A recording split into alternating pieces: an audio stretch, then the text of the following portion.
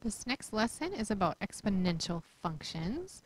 I know you've looked at these before, but we will talk, there's all kinds of real life situations where you use exponential functions.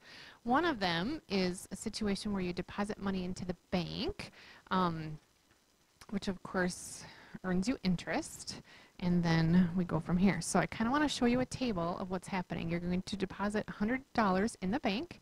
You're going to earn 5.5% interest, and we're first going to look at if it's compounded annually. Annually just means once a year, okay?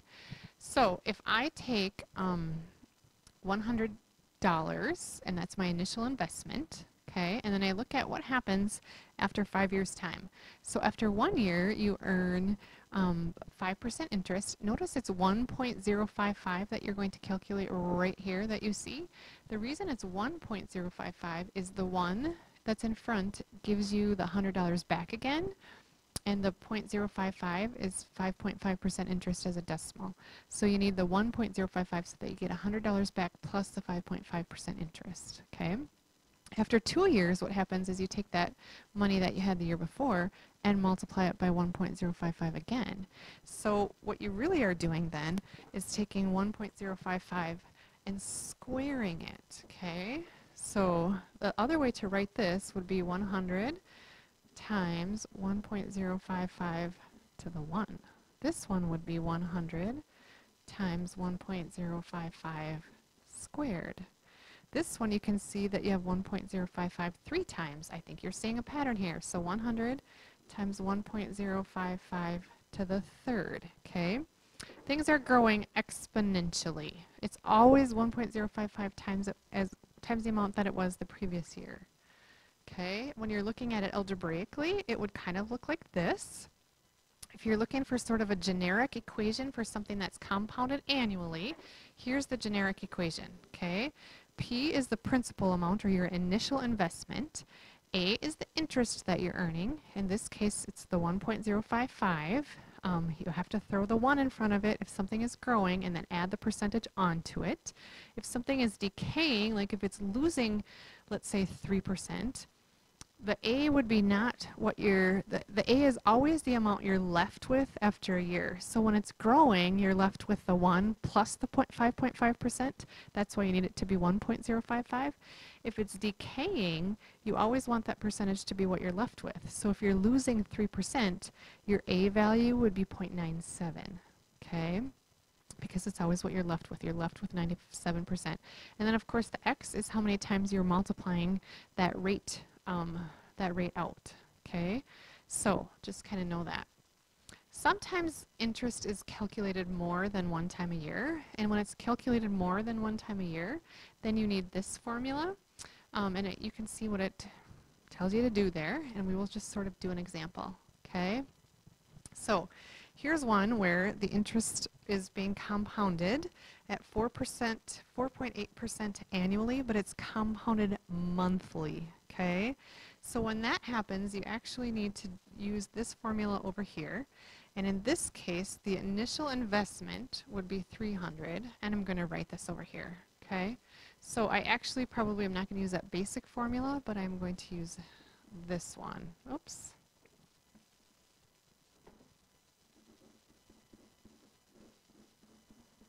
I'm just going to write this so that we have it.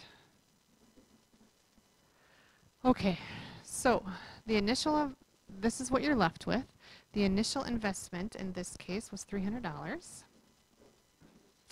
The interest rate was 4.8% interest. The 1 is already here in front of it, okay? Notice the 1 is already in the equation, so I just need to add that 4.8% interest on it, so it's already there. It's being compounded monthly, so I need to take that into account, that it's not just being compounded once a year, it's being compounded monthly, which is 12 times a year, okay? And then of course up here I would have 12 times, and I'm investing it for 2 years, and so I'm going to go 12 times 2 up here, okay? So I would get 300 times 1 plus 0.048 over 12 to the 24th power, okay? And you want to be careful how you enter this into your calculator.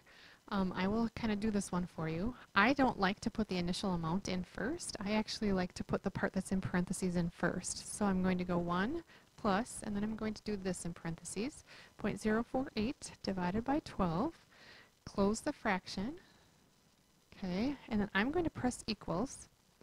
I'm going to take that amount to the 24th power, and then of course multiply it by my initial investment, which was $300. And I should end up with $330.16 after 2 years compounded monthly at that interest rate. Okay. All right. In general, though, this is the basic equation. You only need to have that special one when something is being compounded more than one time in a year or a time frame. Okay. This is the general equation. The P is the starting amount, the A is the base, and of course the X is how many times it's happening. Your initial amount will grow if the base is bigger than 1, and it will decay if the base is anywhere between 0 and 1. It can't be smaller than 0 or 1, and we'll talk a little bit more about that when we do some more work with exponential functions later, but it cannot be any smaller than 0. Okay, so for instance, if you purchased a car for $25,000, you are going to go like this, and again, you're using this initial amount. Okay, each year the car depreciates by 7%, so I'm wanting to find out what it's worth after 7 years. So it starts at $25,000. If it depreciates 7%, again, I can't stress enough that that A value needs to not be what's taken away, but what you're left with every time. So when you're growing something, again, you're left with 100% of what you have plus the interest rate. So it's got to be 1 point something, something, something. If you're decaying, yes, 7% is being taken away, but that means you get to keep 93% of it, and that's what needs to go in here. Okay? This, in this particular example, it's happening once a year for 6 years, so you're going to take that and you're going to punch that into your calculator. And I don't know what the answer is, so I will figure it out with you. 25,000 times 0.93, whoops, to the 6th power. And you will get $16,174.75. And that's what your car will be worth after that much time. All right, we are going to look at this graph here. Okay, I'm asking you to graph 2 to the x, and I've got it up here on your screen, but you can certainly put it into yours too. And maybe it's hard to see up here, but that line is always like approaching the x-axis but never touching it, and then it's getting bigger and bigger and bigger and bigger and bigger as it goes here. Okay, so when you graph that, use it to help you. So when you look at that graph, your domain is, again, if you were to draw a vertical line and move that across the graph, so let's go like this, and I move that across the graph, there is no spot where that pink line won't eventually touch. Even if I put it right here, remember that this line is going to get bigger and bigger and bigger as it goes, and so is the pink line. It's going to get taller and taller, and they're eventually going to intersect. If you move it to the left, same thing. It's going to keep getting closer and closer and closer and closer to that x-axis, but it will never, ever, ever touch it. So your domain in this case would be all reals, nothing your x values can't be. Okay, or of course you could write it like this. Your range, however, if you look the other way at that pink line, I'm going to try to flip it here, and you move that pink line this way, your pink line is not hitting the graph down here. It doesn't hit the graph until, until you get to the x-axis right here. And it's actually not hitting it at exactly the x-axis either. It's only hitting it above the x-axis and anything bigger than that, okay? Above the x-axis and anything bigger than that. So your range, if you think about it, will be your y values have to be bigger than 0. It can't be exactly 0. It has to be bigger than 0. Or, of course, you could write it like this. Okay? All right. then in this next one, and I probably should have put this at a different slide, but I am wanting you to use your calculators to help you solve this, okay? I can't write 7 as a power of 2. I can't say 2 to the whatever power is 7. So I'm going to kind of need to use my calculator to help you. You know that 2 to the 1 is 2, that 2 squared is 4, that 2 cubed is 8. So let that help you, okay? So 2 squared is 4, and 2 cubed is 8. So I know that 7 is in between here, right? And so 2 to the something has to be 7. I'm going to put this in here. 2 to the something has to be 7. And I know that that x value then better be somewhere between 2 and 3, probably a little closer to 3. Okay? So what you're going to do is you're going to use your graphing calculators to help you. Okay? And I'm just going to kind of start plugging in some numbers here. First of all, I'm going to use my table. And I want to clear this equation out. And of course, I'm wanting to solve 2 to the x. I'm going to put that in. If I go to my table right now, we already know that 2 squared is 4 and that 2 cubed is 8. Okay, so what I want to do is I want my table to give me more specific values other than just whole numbers. Okay, so to do that, you are going to go to your table set, it's called, and it's kind of hard to see on your screen, but your table set is second window. Okay, so you're going to go second window. And notice right here, this is the delta, the change in your table. Right now, my change is 1. What that means is my x increments are going up by 1. Okay, I'm going to have them go up by 0.5 to start with. And then I'm going to go to my table. And again, I'm looking for between 2 and 3. Okay, these are my key ones. I still know that 2 squared is 4, 2 to the 2.5 is 5.65 something, but I needed to get to 7. Okay, so now I'm going to go to my table set. Oops. And I'm going to change this to 0.05. Okay, and now if I look at my table, and I want to scroll up to between 2 and 3 somewhere. Let's see, this is taking me a while.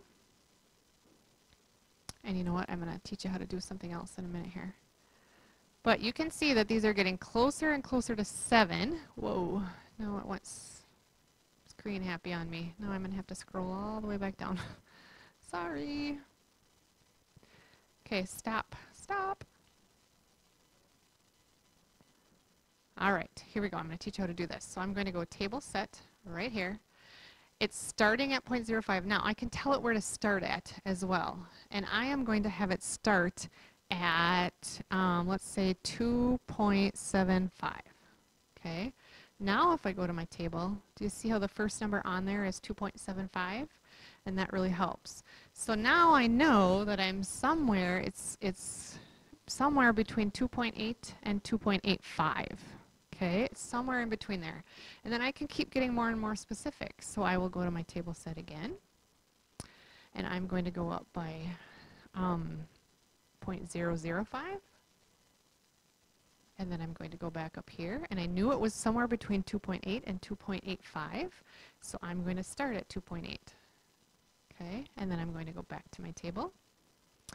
And I can see that it's somewhere between 2.805 and 2.81. It's somewhere closer in there, okay? And that's going to help you solve that. That is really a big pain in the butt, but it gives you an idea of how to solve exponential functions a really long way. We will learn to deal with logarithms later in a couple days, but for now, that's one thing you can do, okay? All right, now I want you to graph 2 to the negative x. Okay, and I've got it on my screen here. You can put it on your calculator, but clearly that graph goes like this. It gets closer and closer and closer to that x-axis, but never, ever, ever touches it. So again, your domain, your x values can be anything. Your x will be all reals.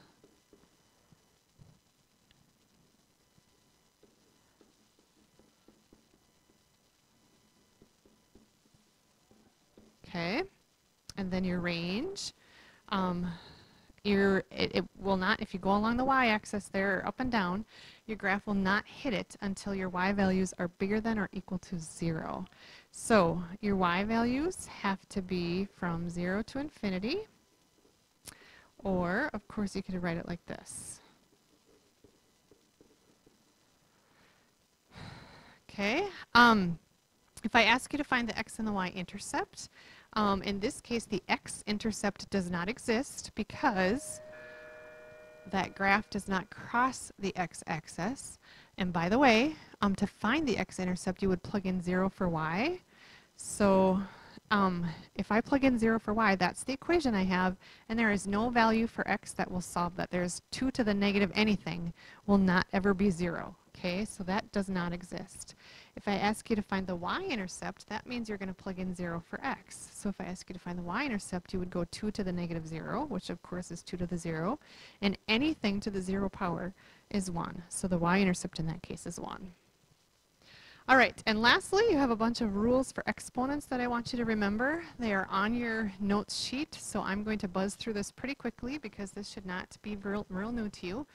But in this case, when you have two bases like this, x to the 4th times x squared, what that really is, you know, is 4x's, and then times x squared, which is 2x's, which means, of course, you have 6x's total. So when you see two bases like that, you're going to add your exponents.